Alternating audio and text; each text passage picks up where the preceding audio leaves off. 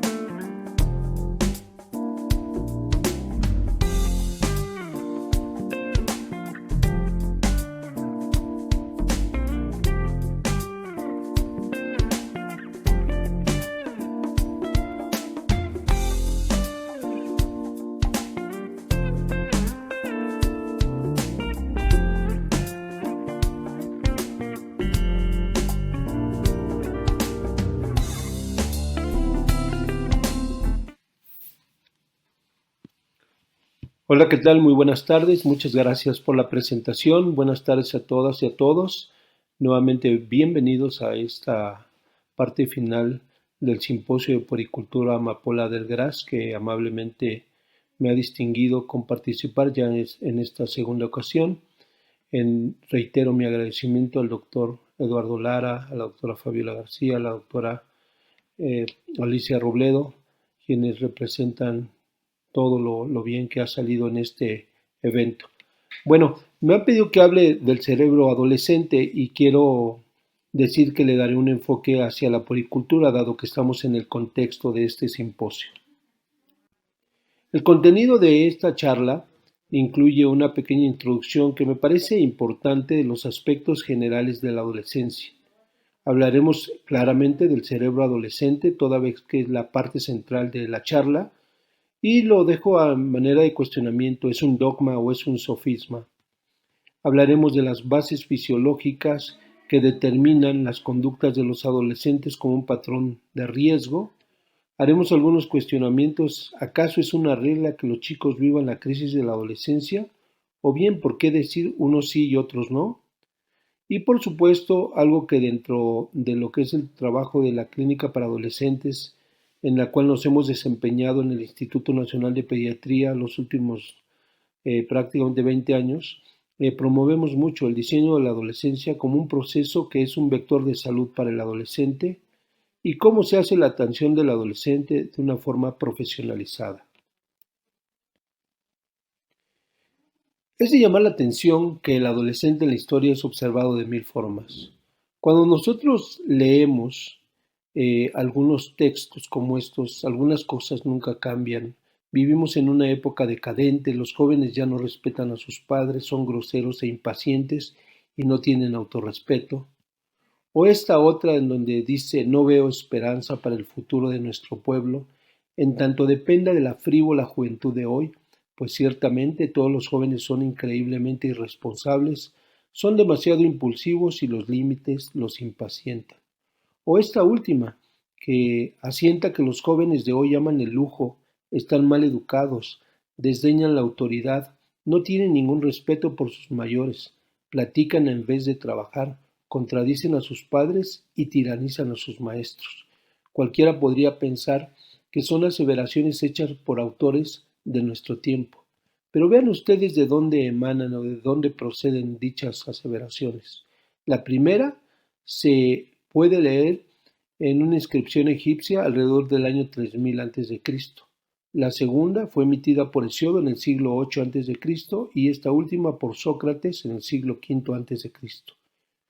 Como pueden ver, las cosas parecen no cambiar, porque hoy día escuchamos frecuentemente estas expresiones y parece que son arraigadas en torno a los adolescentes, y me parece que tendríamos que reflexionarlo de manera distinta.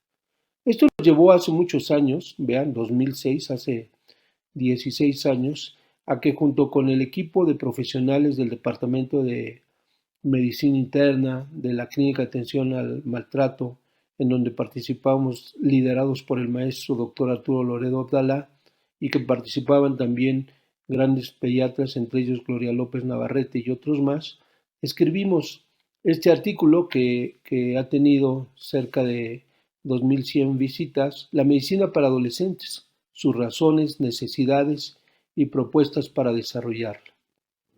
En ese artículo nosotros tratamos de generar un fundamento de por qué la medicina para adolescentes se requiere de todo un programa, requiere de profesionalización, requiere de áreas y por supuesto requiere de que se conceptualice como una rama especial dentro de la pediatría del desarrollo. Particularmente hoy se le llama la eviatría, la medicina que estudia la salud y la enfermedad de los jóvenes nacientes. ¿Cuál era entonces, fíjense ustedes, la circunstancia por aquel año? La circunstancia me refiero a la salud y la enfermedad de los adolescentes. Demográficamente se hablaba que de cada 8 personas en el mundo, uno era un adolescente, entendido esto por la Organización Mundial de la Salud como los individuos de 10 a 19 años. Había entonces 1 billón de adolescentes. Lo que es de llamar la atención que el 85% de esos individuos vivían en países de ingresos medios y bajos como el nuestro. Se consideraba y se debe seguir considerando como un bono poblacional, pero si no se da respuesta a sus necesidades y preservan su salud y todos los contextos para su óptimo desarrollo, se puede convertir en un riesgo poblacional. Lo cierto es que para entonces, y desafortunadamente creo que está vigente, los programas para su atención siguen siendo insuficientes. Desde el punto de vista de morbimortalidad, vean ustedes que en nuestro país vivían 1 de cada 2 violencia. 1 de cada 4 tenía una expresión de trastorno de conducta alimentaria en cualquier forma, en vómito, ayunos, laxantes, uso de fármacos para bajar de peso, etc. 1 de cada 10 vivía un trastorno del estado del ánimo y se consideraban con un cierto nivel de depresión. 3 a 4 de cada 10 presentaban sobrepeso o obesidad. 7 de cada 100 mujercitas adolescentes mexicanas estaban embarazadas y hasta 3 a 4 de cada 10 vivían el terreno de las adicciones en menor o mayor forma. Esto en el tema de la morbimortalidad evidentemente es una condición importante, puesto que todas estas circunstancias son problemas de salud pública. Y decir problema de salud pública es decir de un padecimiento que tiene un impacto biológico, psicológico, social y económico de alta trascendencia. Y si vamos al terreno de la mortalidad, es de llamar la atención que desde 3 décadas atrás, y esto sigue vigente a la fecha, las causas más importantes o las que lideraban la mortalidad en este grupo de edad eran los accidentes en primer lugar, los homicidios en segundo, el suicidio en tercero y desafortunadamente cada día escala más el cáncer. Desde el punto de vista de atención al adolescente ya decía, para entonces existía una falta de profesionalización en todo el equipo de salud para atender la salud y la enfermedad del adolescente. Por ende, hablábamos de cierto nivel de insuficiencia de profesionales. Dentro de una institución había y sigue habiendo ausencia de áreas institucionales que permiten una atención ad hoc a este tipo de pacientes. Se vivían y seguirán viviendo, si no lo entendemos así, preceptos y dogmas que son más supuestos que realidades. Y lo que es desafortunado, aunque se crean y existen programas, siguen siendo desconocidos y no aplicados por esa razón.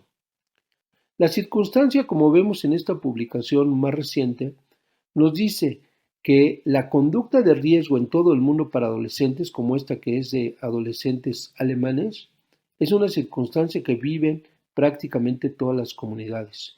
El abuso de sustancias, la delincuencia, la violencia y las conductas sexuales de alto riesgo agobian a todos los chicos.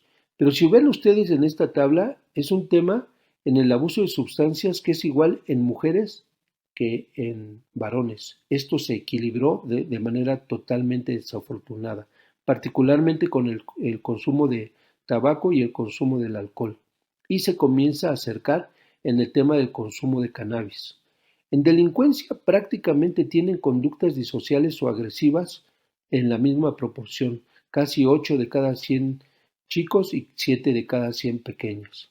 Hablando de violencia, la violencia prácticamente aborda a 2 de cada 10 varones, mientras que en las mujeres a 1 de cada 10. Si hablamos de conductas sexuales de alto riesgo, vean ustedes que conductas de carácter sexual de riesgo antes de los 14 años de edad afecta a 14 de cada 100 varones y a 12 de cada 10 jovencitas. Cuando hablamos de relaciones sexuales tempranas, pues parece ser que el asunto prioriza en el varón, pero las mujercitas comienzan a escalar de manera importante. Y cuando hablamos del tema de condiciones de sexualidad no única, es decir, que hay conductas de carácter promiscuo, pues el asunto crece mucho y particularmente crece en proporción en las mujercitas. Si observamos el tema de lo que son las anormalidades de carácter neuropsiquiátrica, vemos que la depresión afecta tanto a hombres como a mujeres, la ansiedad de la misma proporción, hablando de otro tipo de circunstancias como el perfil de carácter escolar, observamos que el fracaso escolar se da por igual en varones que en mujeres. El sedentarismo es un tema que prioriza a la mujer y por ende explica por qué tenemos tanto problema sobrepeso, obesidad. El tema de carácter nutricional como como el sobrepeso y la obesidad, afecta en ese país prácticamente al 20% si sumamos las dos condiciones, es decir, es un tema que se extendió a todo el mundo. Vean ustedes las últimas estadísticas que existen en nuestro país. Estoy hablando de hace 6 meses, en donde se publica en INEGI en octubre del 2021 las 10 principales causas de muerte por grupos de edad. Como nos importan de 10 a 19 años de edad, y aquí la división es 10, 14, 15, 24, son las columnas que analizaremos. Al respecto podemos nosotros ver claramente que de 10 a 14 años son los accidentes la causa número 1 de muerte, pero vean en qué aparecen los tumores malignos, en el segundo lugar. Después vienen los suicidios, en el tercer lugar vienen todavía consecuencias de anomalías congénitas, en quinto lugar los homicidios, y quiero destacar que de 10 a 14 años de edad, el lugar número 9 lo ocupó como causa de muerte la infección por SARS-CoV-2.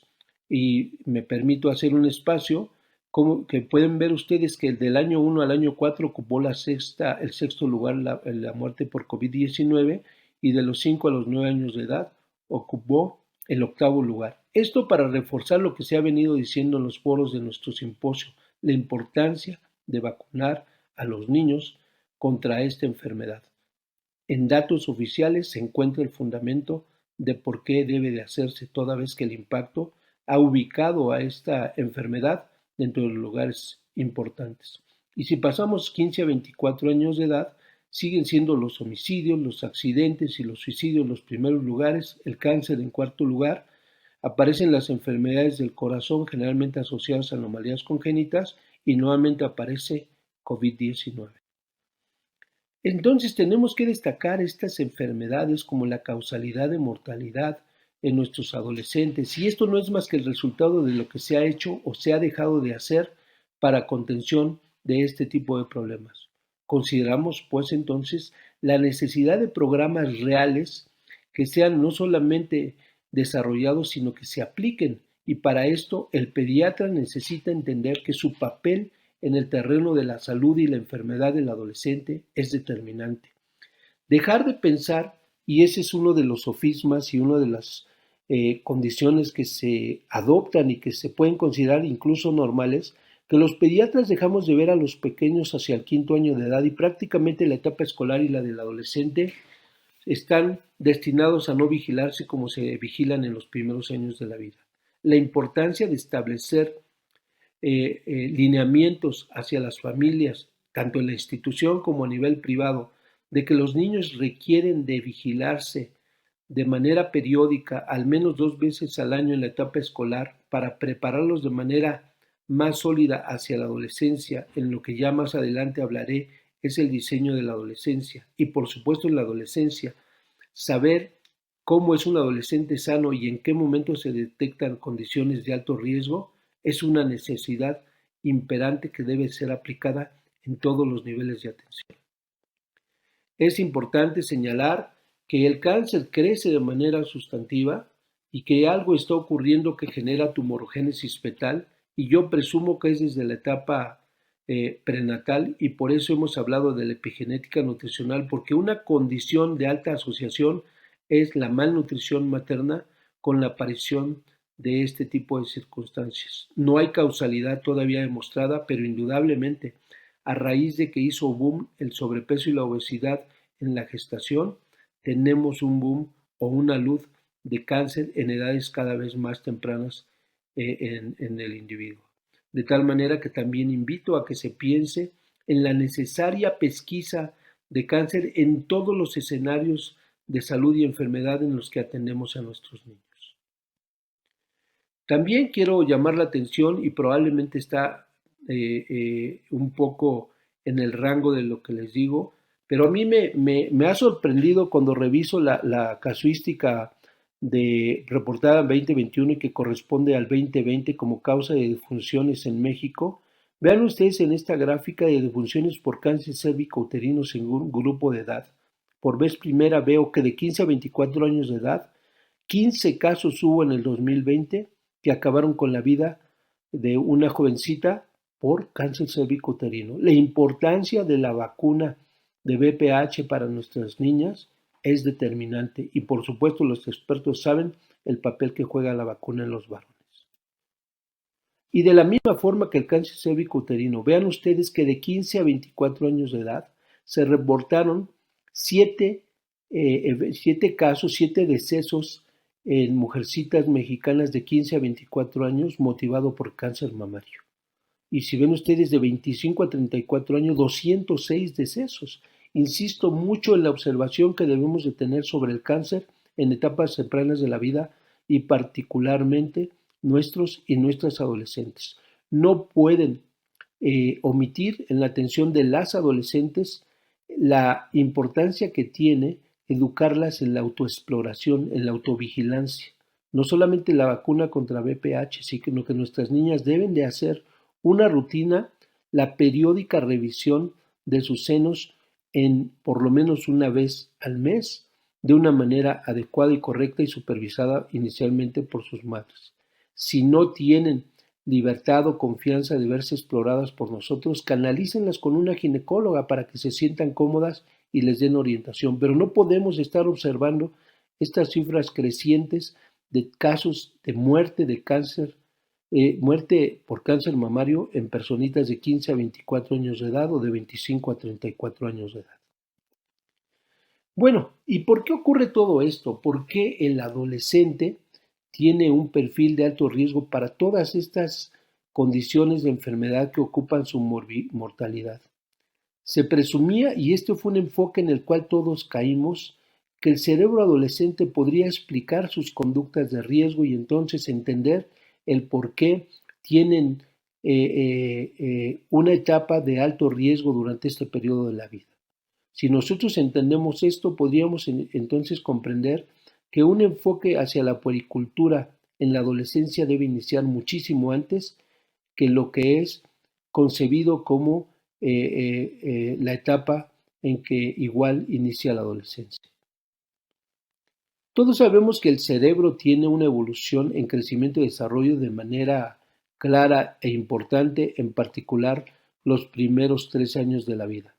Sin embargo, esto sigue siendo muy importante hasta por lo menos alcanzar los 5 años de edad. Y después de los 5 a los 18, aunque desacelera dicho crecimiento y desarrollo, no dejan de existir procesos altamente importantes como es la mielinización, la arborización axonal y también la de carácter dendrítico. El perfil de eliminación de competencias, que es un perfil de poda neuronal en donde se reconocen funciones que vienen desarrollándose en etapas tempranas de la vida, prácticamente concluye hacia la adolescencia en una última poda neuronal. Esto nos explica la importancia que en etapas tempranas de la vida se deben de generar improntas que puedan reducir el riesgo para la etapa de la adolescencia en el término de llevar lineamientos que hagan que nuestros chicos en esta etapa tengan decisiones con menos riesgo. En lo particular, a nuestro grupo, esta publicación hecha por Cassie y por Rebecca Jones en el año 2008, quienes nos hablaron del cerebro adolescente, nos marcó en el pensamiento de lo que es las reflexiones en torno a lo que debemos de considerar la adolescencia y cómo debemos de atenderla. Sin embargo, y en lo particular yo lo acepto, me parece que nos llevó a un terreno de aceptar que es una etapa de alto riesgo y no necesariamente debe de tratarse así el tema. Más adelante, esta publicación, unos 5 años después, hecha por Conrad y por Filk, quienes nos describen con mayor precisión el desarrollo del cerebro durante la adolescencia, nos viene a reforzar aún más el pensamiento que nos generaron Cassie y Jones.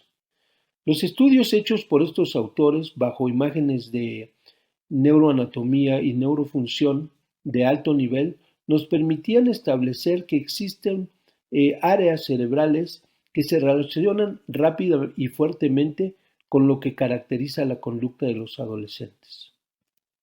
En particular, podríamos entender al respecto que áreas cerebrales y particularmente las asociadas a la amígdala, específicamente en la zona del núcleo accumbens, y áreas de carácter cortical y particularmente el área orbitofrontal, tienen perfiles muy característicos.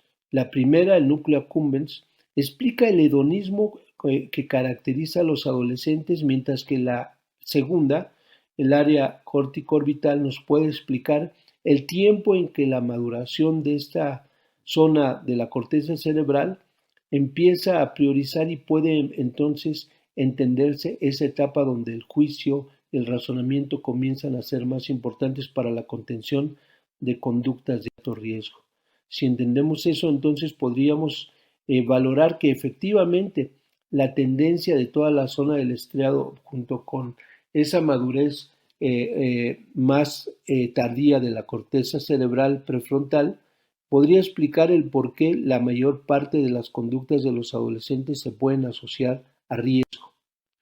Como vemos aquí entonces, la reorganización cerebral con el inicio de la adolescencia y que se mantiene de forma continua hasta el inicio de la tercera década de la vida, caracteriza perfiles a nivel de amígdala y núcleo accumbens que pueden explicar el impulso y el hedonismo, y en la corteza prefrontal el que aún no está completamente maduro la zona del sistema de control de conductas y de racionamiento y juicio.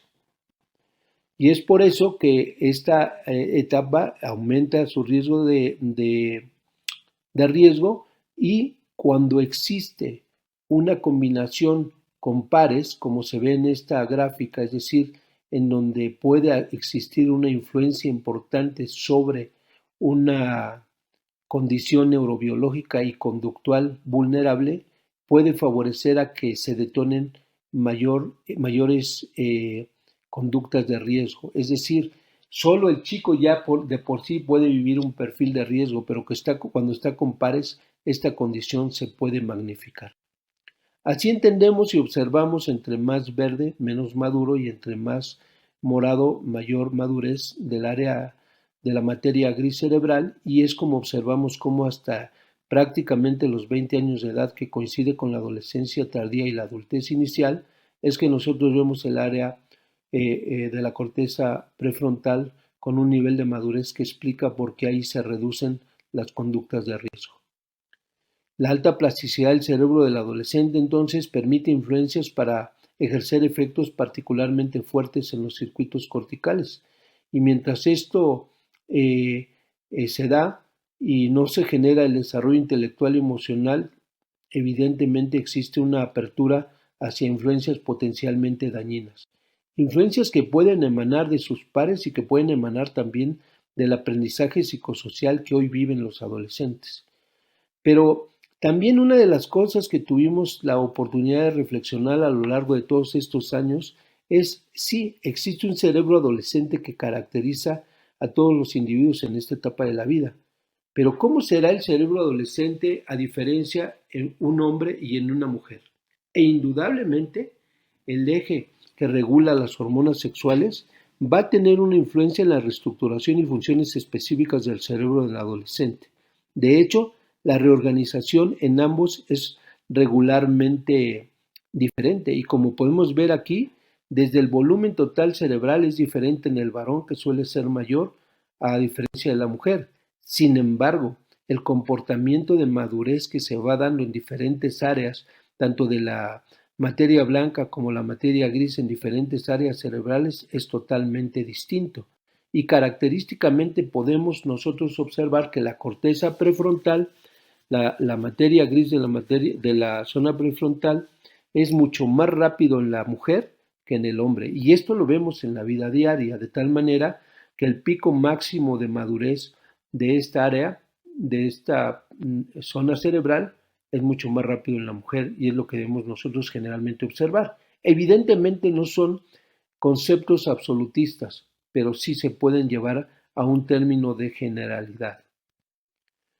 Bueno, entonces, y para reflexionar un poco, ¿es un dogma neurobiológico determinista el tema de la conducta del adolescente? Es decir, ¿debemos de entender que ellos son así?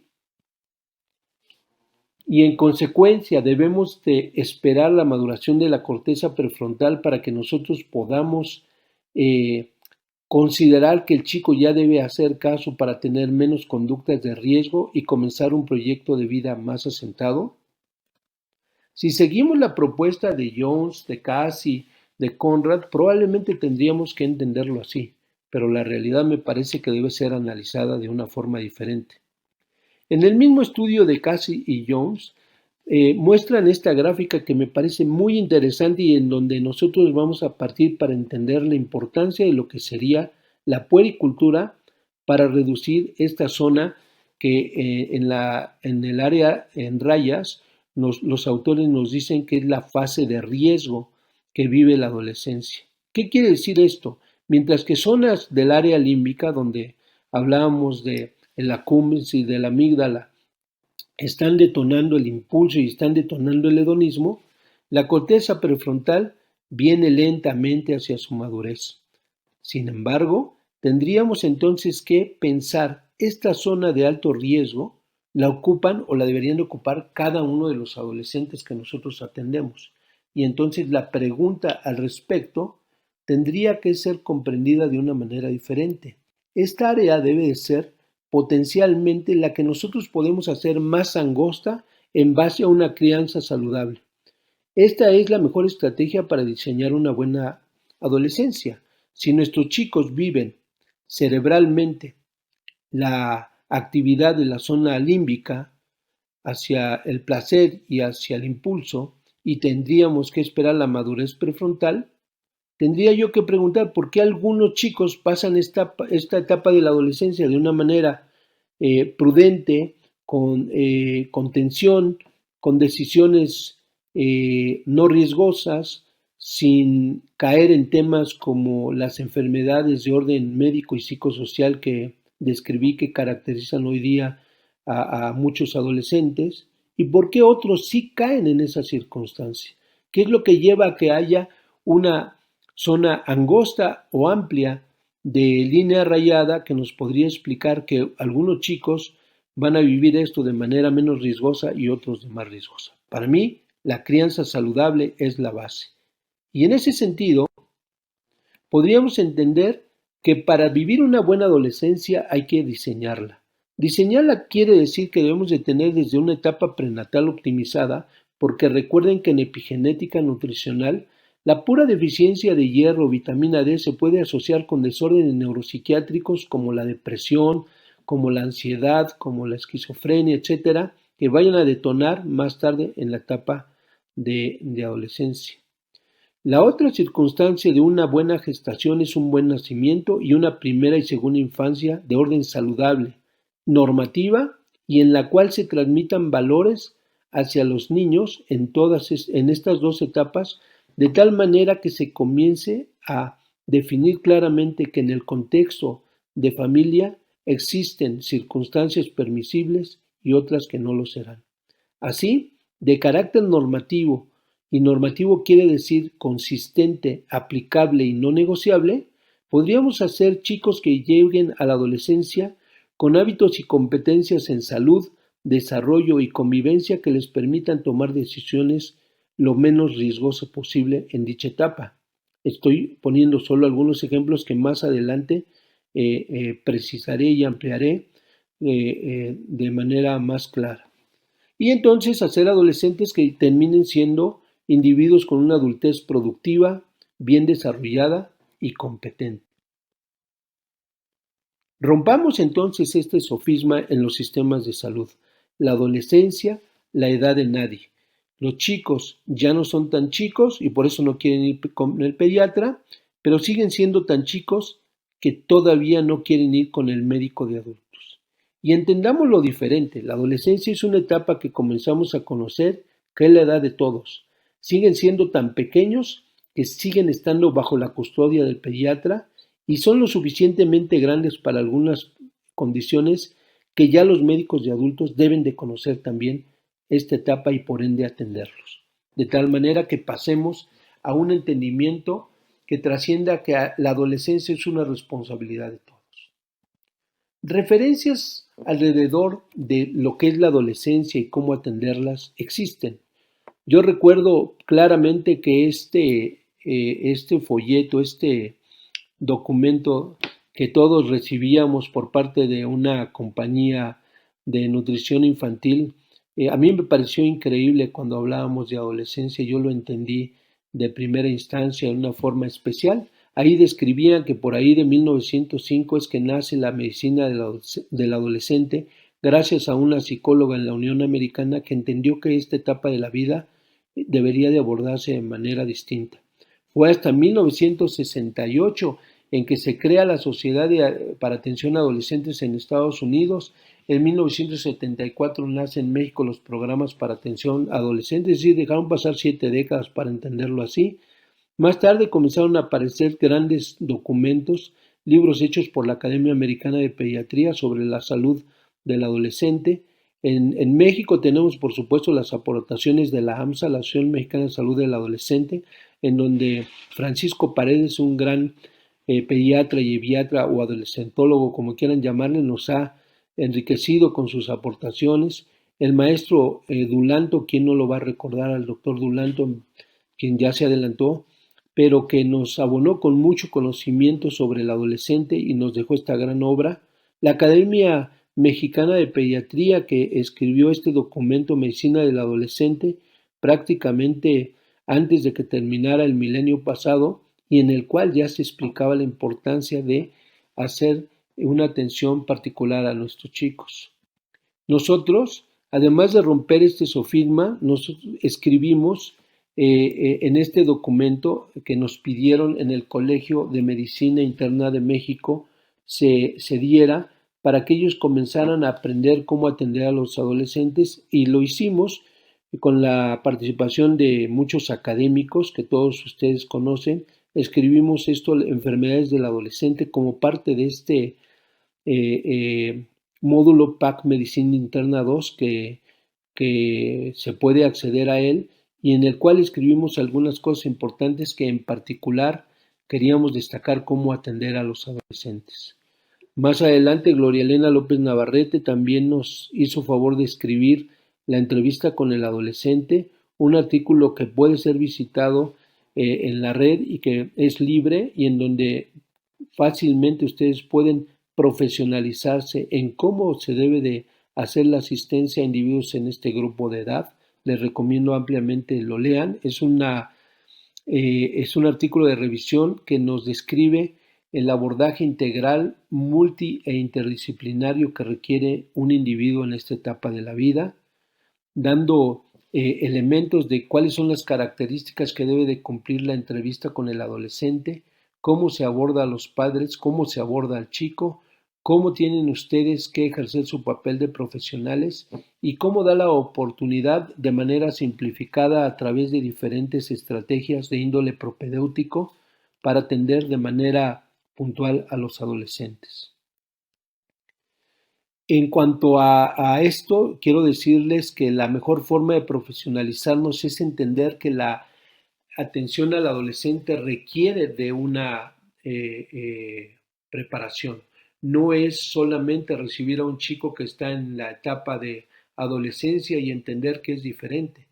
Hay que entender que es diferente y además saber cómo lo vamos a abordar.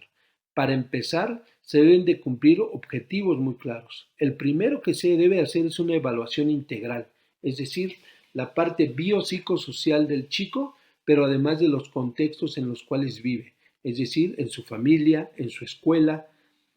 Si trabaja en el ambiente laboral también debe de investigarse cuáles son sus pensamientos, sus tendencias, sus afinidades, quiénes son sus pares.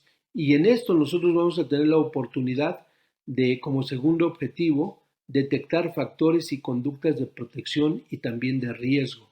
Y por supuesto, dependiendo del alcance y las competencias que tenemos para asistir a un adolescente, tener las estrategias suficientes para promover conductas saludables y rescatarlos de los riesgos. Además, la evaluación debe ser una evaluación completa e intencionada, en donde además del crecimiento y desarrollo global biológico, tenemos que recordar que la nutrición es un perfil totalmente importante en lo que conlleva a la atención de los adolescentes. La evaluación simplificada hoy día, y se escribe en el artículo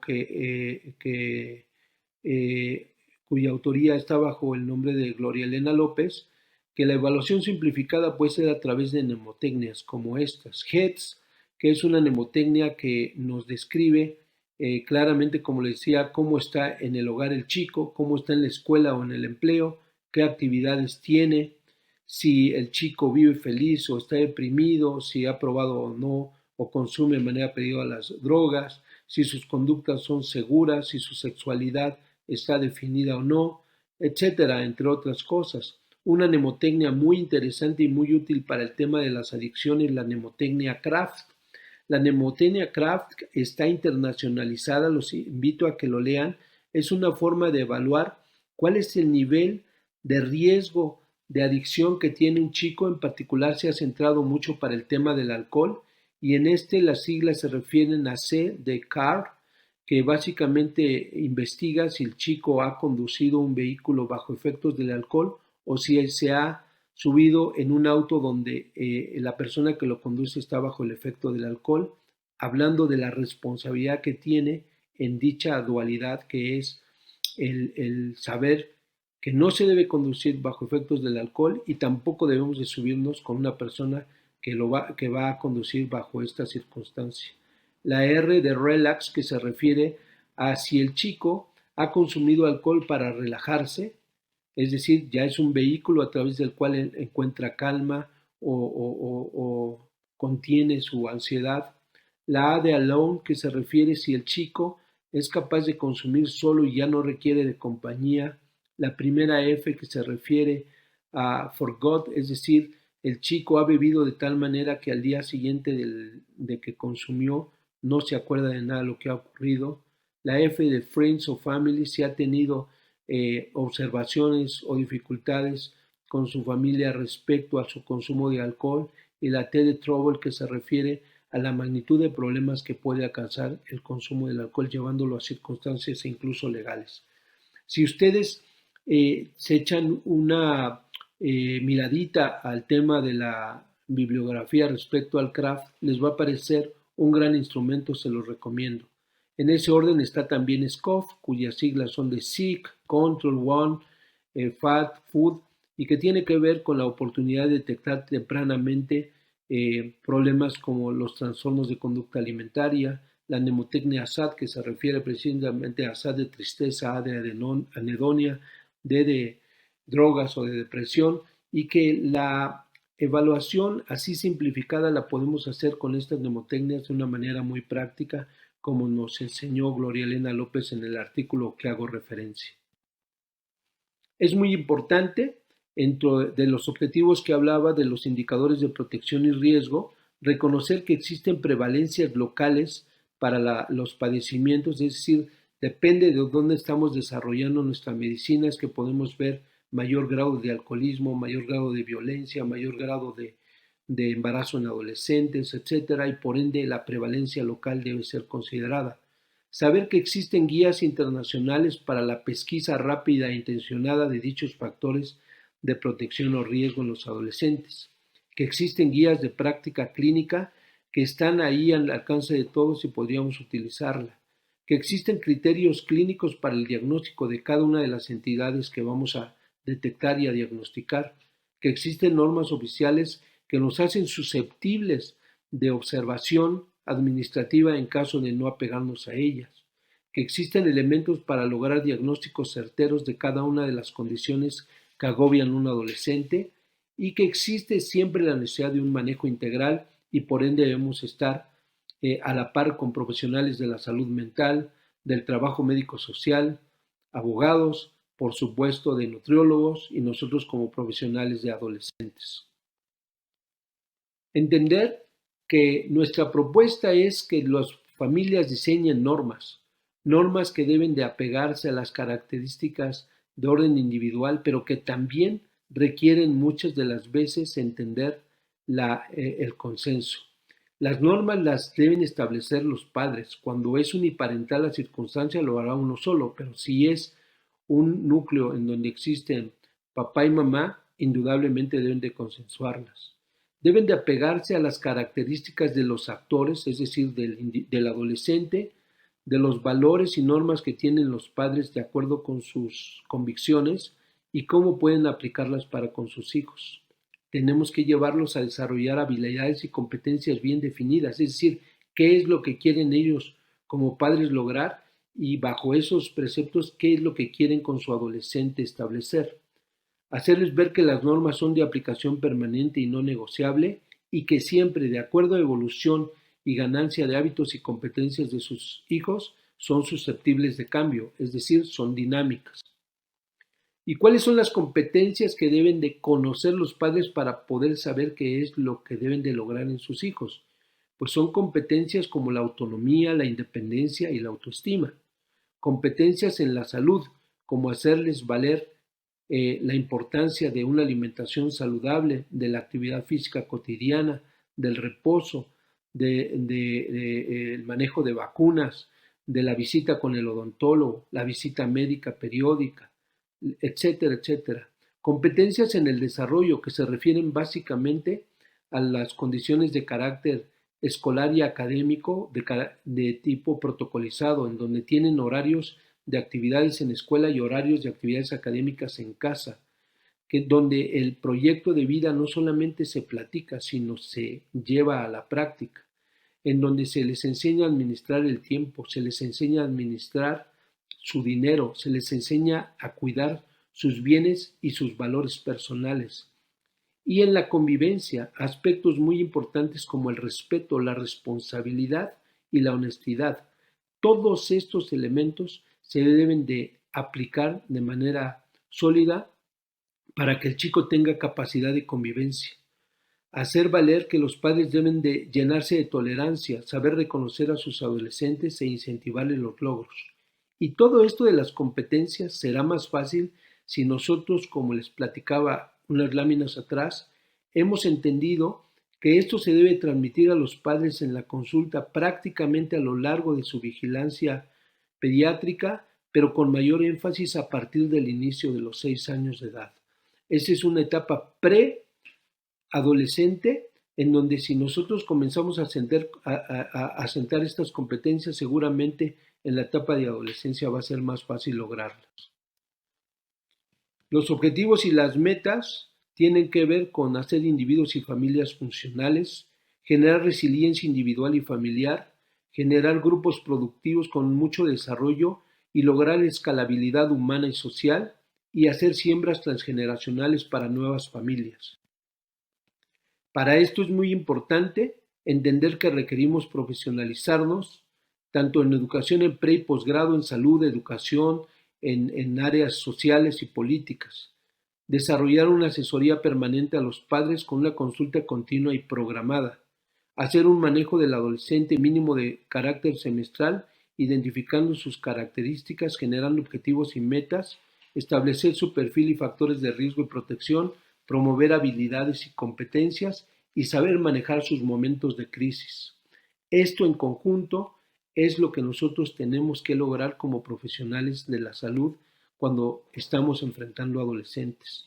No es deseable que pensemos y actuemos en razón de la obviedad, de diagnosticar obesidad sin saber con precisión, de diagnosticar depresión sin saber los criterios del DSM-5, sin reconocer lo que es el acoso escolar y cómo se debe de manejar de manera profesionalizada y no solo reflexionada, identificar factores de riesgo de adicciones, saber atender el embarazo adolescente, que es una circunstancia de cuidado doble tanto del adolescente como de su producto, y potenciarla para que pueda superar esa fase no deseable que puede vivir.